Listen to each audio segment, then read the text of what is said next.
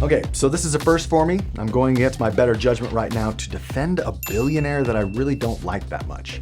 And to make matters worse, I'm about to explain how Russia and the UAE, of all countries, is somehow looking like a greater defender of freedom and privacy than major Western powers like France. I can't even believe I just said that. My name is Josh, this is All Things Secured, and I want to start by giving you a quick timeline of what's happened this past week that has shaken, really, the global community just a bit. And I want you to listen closely because some of this almost seems too absurd to be true, but it is. It all starts last Saturday, August 24th, 2024, when a billionaire by the name of Pavel Durov landed at a small airport outside Paris in his private jet. But upon exiting his jet, he was immediately taken into custody by French authorities. All right, now some quick background biographical info here. Pavel is Russian-born, but he has citizenship in 4 countries, including France. So it's not like he's landing as a foreigner in the country. He has a French passport. They just arrested one of their own citizens. He's only 39 years old, but he made his billions creating this Russian alternative to Facebook. And he later used that money to create the popular Telegram messaging app that you've probably heard of and maybe use yourself. Now, full disclosure, I'm not a huge fan of Pavel. He comes across really arrogant to me, and I'm also not a user of Telegram, but the story is still important. Initially, there was a lot of speculation about his arrest, but it wasn't until 2 days later, on August 26th, that France finally released their official charges against Pavel, which included, among many things, charges of enabling illegal activities on his platform, Telegram, not cooperating with authorities to share messaging intercepts, and here's the crazy one, enabling cryptology services aiming to ensure confidentiality without certified declaration. Like, seriously?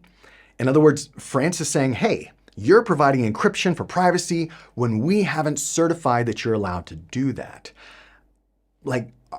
Do we require certification for encryption now? Is that a new thing that I wasn't aware of? Well, French President Emmanuel Macron went to Twitter to try to quell the shock and outrage of this whole story by saying that France was, quote, deeply committed to freedom of expression and communication, and then said that all of this would be taken care of by the French judiciary. Well, I don't know about you, but that seems like one of the best examples of a politician saying something without actually saying anything at all. What in the world does that even mean? And if you dig a little bit further, you find the possible reason for this.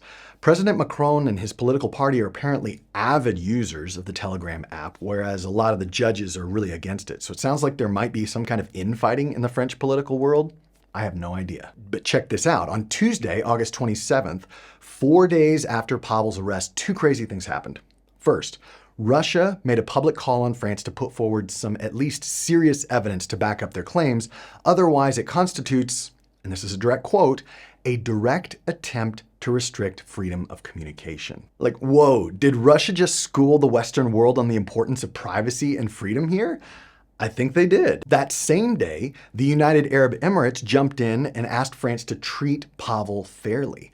The UAE did this because Pavel is a citizen of the UAE as well, but again, how is it that our Western powers are being upstaged on issues of fairness and freedom by countries that our governments constantly label as restrictive and dictatorial? Now, this story is still unfolding. There's a lot that I'm sure is going to happen, but it's a crazy one to be sure. And here's the biggest irony of all. When it comes to encrypted messaging apps, Telegram really isn't even that great. As my fellow YouTube privacy advocate friend Naomi Brockwell says, Telegram doesn't support end-to-end encryption for group chats, and by default, doesn't have end-to-end encryption for one-on-one direct messages. Now, this in itself has led a lot of people around the world to start going through their Telegram app and deleting a lot of stuff that they thought was private, but is now potentially going to be made public in some way. Maybe, who knows? Okay, so that's the timeline.